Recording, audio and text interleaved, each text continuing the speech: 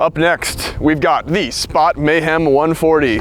With just about the most aggressive name on test, this bike does sport some of the more conservative geometry. Weighing in at 31 pounds on the nose, this bike sports a 150 millimeter fork, 140 mil of rear wheel travel, and has a very unusual and novel suspension linkage, with not only a rather unique carbon fiber frame, but also a little tiny bit of titanium in there. Spot uses something they're calling the inversion living link layout to drive the rear shock. That is a little titanium leaf spring that they say offers the ultimate hover bike experience. As to whether that's the case, we'll get into it with some first impressions and the final review.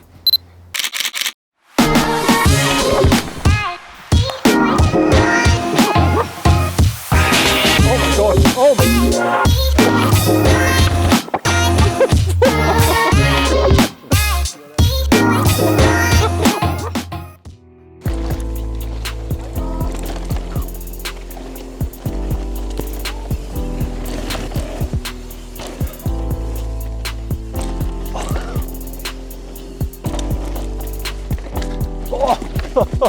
Old man geometry almost caught me out.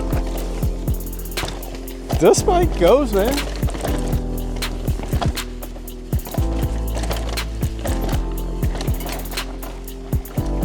Some drive flicks.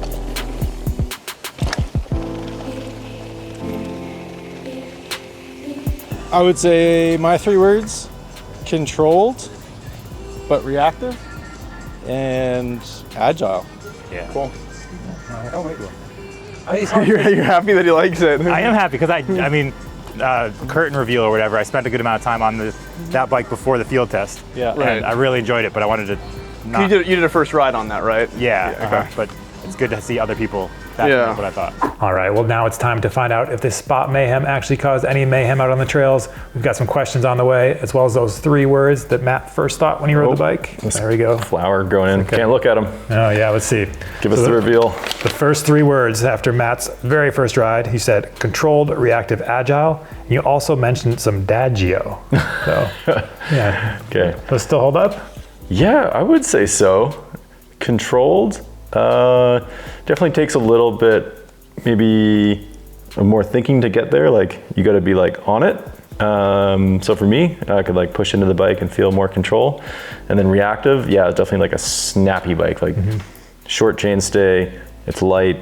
That like pocket where you like push into the bike, and it's definitely like easy to get like a lot of power back out of it through corners and stuff. And then yeah, that kind of goes into reactive and agile as well.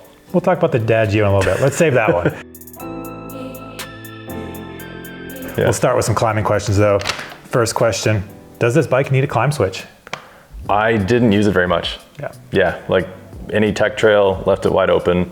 Maybe the steeper fire roads that close it off, just why not? Did you find the same Yeah, thing? same. Yeah, I didn't reach for it at all. It's another one of those bikes. They've done a really good job. Plenty of support. They've got all kinds of. They've got their living link infusion sidebar, crazy whatever suspension design. We'll talk more about that in the written portion of the review to really dig into it. But basically, they've got a kind of complicated suspension layout. They use a little titanium leaf spring, but whatever's happening, you don't need a climb switch. So you can just kind of just go climb. Yeah. Yeah. And then this is the lightest bike that we had out of the 8 bikes we have in this field test. Does it climb more like an XC bike? Yeah, definitely like the front end's a little bit more pointy. So going uphill around tighter switchbacks definitely doesn't have that like lumbering tractor trailer. Got to take it wide to get around switchbacks. Like you're over the front a little bit more and it just like carries quickly through those. And then in terms of suspension, I found that it just like, it did the right amount of standing up. It wasn't like in the ground and like, you know, clipping pedals and stuff, but it wasn't like totally locked out. You did get some good traction. Yeah, exactly. So I'd say it's not a cross country bike, but it's kind of like your ideal trail bike. We talked about the Canyon Spectral, we rode that. We also tested that bike. It's kind of similar to me in that way, where it has a lot of support, but also somehow manages to have good traction. You just have 140 millimeters of travel. Doesn't have like maybe the harshness that some cross country bikes have, where they're just so efficient, kind of brutally firm. Mm-hmm. It doesn't have that, but it does have that nice level of support when you stand up and sprint around. Yeah, I'd say that's definitely true. Like comparing it to the Canyon, it's definitely the closest. This one, the Spot, you felt like you were on top of the Mayhem a bit more, and the Canyon, you were definitely like lower down in the bike more so. Yeah, that could be geometry wise, which that's a little bit steeper head angle, so you're kind of up a little bit more with the Canyon's a little bit slacker, so Yep. a little different handling. And then I guess we could also talk about the Instinct. Speaking about ride heights, that one, the Rocky Mountain Instinct, is riding really low and very active, where this is kind of higher and not quite as active, but it feels more controlled. Yeah, I would say those two bikes for me were the most polar opposite, like suspension, geometry, and somehow they both went downhill pretty quick in that little time session we did. Yeah. We'll get to the downhill impressions in a second. Let's do one more question on climbing. How's it do in technical terrain? We're here in Whistler. There's plenty of good, they call it jank, techie, just kind of stair step, slow speed maneuvers. How'd it do? Yeah, definitely has a lot of like zip to it. Like any input you put into the pedals, it just like climbs up and over those little steps very quickly while keeping the rear wheel on the ground. And the position too, like even though it does have a seemingly shorter chainstay, I never found like I was looping out or anything. Maybe that was because you have a bit more weight forward on the bike. And to me, it also felt like the roomiest cockpit. Yeah. Even though maybe the numbers didn't tell that tale. Yep. Did you find something similar? I didn't find it like I didn't feel too stretched out. I think like the Da Vinci Troy, I might have felt the most stretched out, but on this bike, yeah, it kind of feels like a comfortable, like an all day pedaling type of bike. You can hop on it and go for long spins. You don't have that totally straight upright that some of the really steep seat angles can do. So I think it's a kind of a nice blend, and it's kind of what you'd expect from a trail bike. Definitely this one, in my mind, is the one for going on long rides, like putting in the miles. Yeah, so like full pulls, Lord of the Squirrels. Yeah. That extra weight too doesn't hamper it, eh? Yeah, exactly. Or lightweight, really. Sorry, yeah. Yeah, this bike it is a very fancy bike. It's kind of like one of their, I think they're 5-star builds. So pretty expensive, the most expensive bike we have on test, but did have some carbon wheels, and all that adds up to the lightest bike, which doesn't hurt for sure when you're climbing up something long. Yeah, well, that's it for the climbing. Probably time to get into descending. I'll hand this to you, and you Cool. can read some descending questions. Okay, so going downhill on the Mayhem, that suspension layout with the funky leaf springs, pretty unusual. Can you feel that? Like, do you think it's there on the bike, or does it just feel like a regular, normal dual suspension? I'd say it feels regular, which is really nice. If you do look at the suspension curves of this bike, which I wrote the first look of this a while ago, so I kind of was familiar with what they're doing. It looks like it could be complicated in the way that the way the suspension works, but the way it feels is very predictable, and it doesn't feel like it's doing anything dramatic in a really good way. It's very predictable. Again, I keep saying that word, but you can hit a big drop and it doesn't bottom out, like super good bottom out resistance without running into a wall progression. It's enough. Yeah, I don't want to keep going on this point, but it just works like you think it should. It kind of lets you go into some rougher, chunkier bits. Say you air it into a rock garden, you can just kind of keep trucking ahead. It just doesn't get hung up. Okay, yeah. I definitely found that it had like a little bit more of a break-in to get into, like almost like, like one of those mason jars where it's not cracked yet. Like you got to like push it to get in, but then it would like spring you back out nicely. So it was more so a bike for me that I had to work it a little bit more, but it did have like a lot of support and kind of keep you moving through those bumps. Yeah, I think it's a good analogy. This bike isn't very fluttery off the top. Like sometimes we say like the bike feels fluttery, just kind of like that. It doesn't really have that. That first bit is a little bit firmer, but then once you get into it, then it's just so nice. It's just kind of that good control, bottomless feel that you would want. Yeah, nice. And then does this actually cause any mayhem? Is it like loud? Is there anything crazy going on? Yeah, when I think mayhem, I think a bike that makes you want to like smash and be aggressive, and it's not really a mayhem bike. It's almost like Henry was saying the analogy, he was picturing a lot of linen suits that was like its thing, like it's calm, it's composed, but it's not a rowdy bike. The geometry is a little bit conservative, but so yeah, mayhem might not be the best name for the bike, but I don't think it's a bad thing. But this isn't really like your bike for the guy that wants to have his enduro smash bike, or someone just wants to huck things all the time and go down the super steep stuff. I mean, it can do those things, but it does have limits. Okay, besides causing mayhem out there, anything to add to, the conservative geometry or suspension feel? Like there's no geometry adjustment, so you can't make it slacker, and you can't make the shock any more progressive or linear. So where does that kind of leave you? Yeah, well, I think luckily Spot has settled on a really good shock tune, and I think that the shock tune allows you to potentially ride the bike harder than you might normally if you're looking just at the numbers, like purely based on a geometry numbers. It looks a little conservative. It might make you feel that the bike could kind of have a little bit timidity, that's a good word, or hesitancy in the technical terrain, but it doesn't really have that. I felt like knowing that it wasn't going to bottom out easily and knowing that there was support allowed me to kind of push it harder.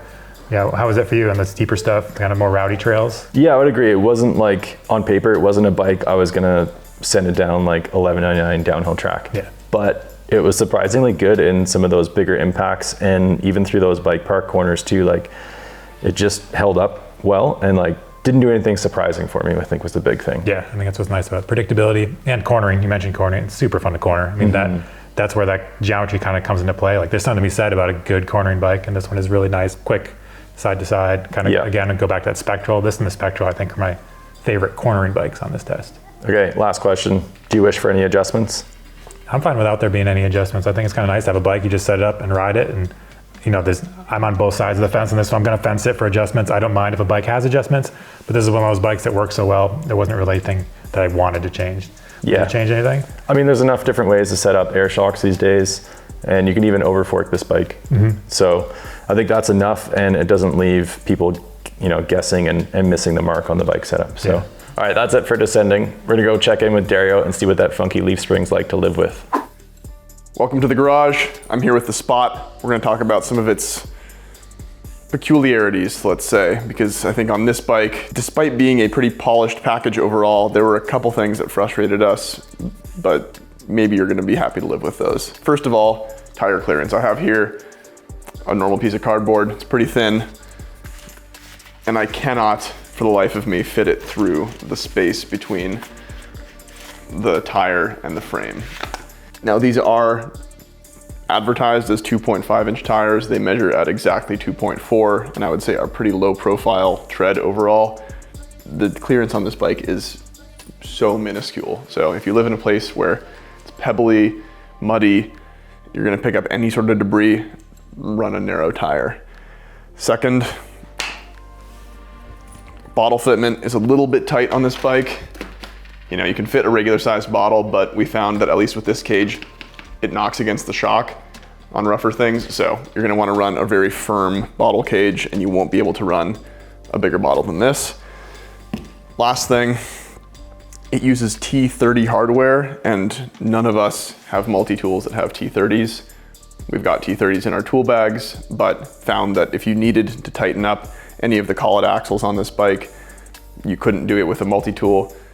Even if you could, the torque spec on this is pretty sensitive and has kind of a funky interface that requires you to sometimes back off the torque spec in order to get it tight enough to keep the whole system in play. Now, we did mention it in the review, but this bike is the only one on test without in-frame storage, and also the only one on test without any sort of adjustable flip chip type dealio. Now, this is the livability section of the review. We're gonna try to keep all things relative and compare the bikes to each other on a spectrum. I'm gonna give this a medium, kind of middle of the road score. There are some frustrations that I think could be livable for a lot of people. The major caveat is that tire clearance. I think if you live in a place that has cloggy mud, rocks, sticks, they're gonna get caught. They're gonna potentially damage the frame. There's some pretty good rubber protection, but I think pretty major caveat to this whole thing. You could have issues with that. If you run a really narrow tire, you might not. Now, that's all for livability for now. I'm gonna send it back to the boys inside. We're gonna get their final impressions on the bike and get a sense of who it's for. All right, that was the rundown from Dario on living with this bike. Let's get into some pros and cons. Let's start off with the cons this time.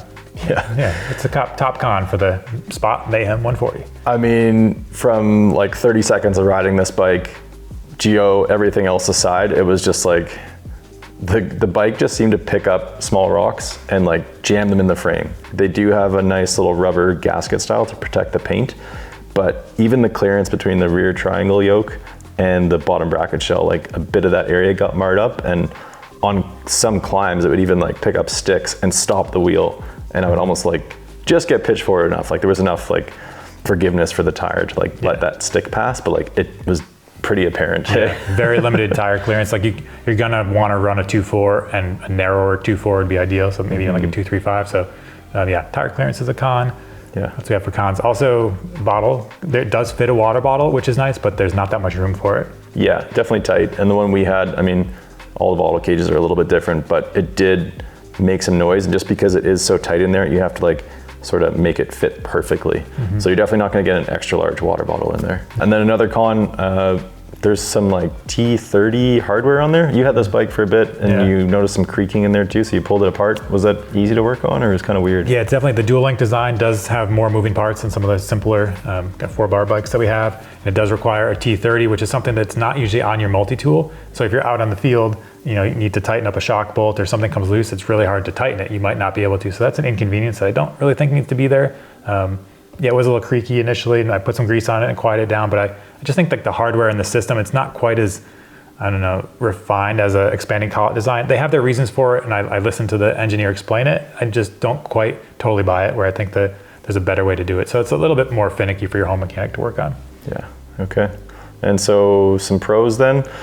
I'll start with one. Yeah. I think the no adjustment thing's cool. Like, we have a bunch of bikes here with tons of adjustment, and those can be right for the person who knows what they're doing and they have like a good guideline, but sometimes just like a basic bike with the right geo and the right suspension from the get-go is what you want. Maybe it's like a little bit narrower of a window to like ride a specific trail for, but I think we got there. Like, we felt comfy on this bike in a lot of different terrain. Yeah, exactly. I think that kind of the next pro leads right into that, where that suspension tune and the way the suspension feels, it's excellent. Just really allows you to push the bike hard without feeling like anything is getting out of sorts. So I think the suspension tune is dialed. What do we have for pros? I would definitely say the climbing aspect of this bike. Yeah. Like, it's lighter, the Dual 29, it feels sharp in the tight, techie stuff, and you stay off the ground, where a lot of these other bikes are maybe pushing the limit of like, ground clearance and like extra sag for like a trail bike. This one's a little more old school, but it's kind of refreshing in the same way. Yeah, I think that kind of brings us into the who's this bike for? And for me, it's someone that wants a trail bike that's an actual trail bike. They don't want a shrunken down enduro bike, or like a mini downhiller, or like, what do people like to say? It's the downhillers trail XC thing. It's not that, it's a trail bike. It's kind of through and through a great trail bike. It climbs well, and it also descends well. Yeah, I would agree with what you said there. Like, this is a trail bike through and through. Even here in Whistler, it did a great job. But commenters, you let us know, are these trail bikes these days getting too far down the enduro rabbit hole? Yeah, let us know. And also, don't forget to subscribe so you can stay up to date on all the latest field test videos. And you can also check out the written reviews on the Pinkbike homepage.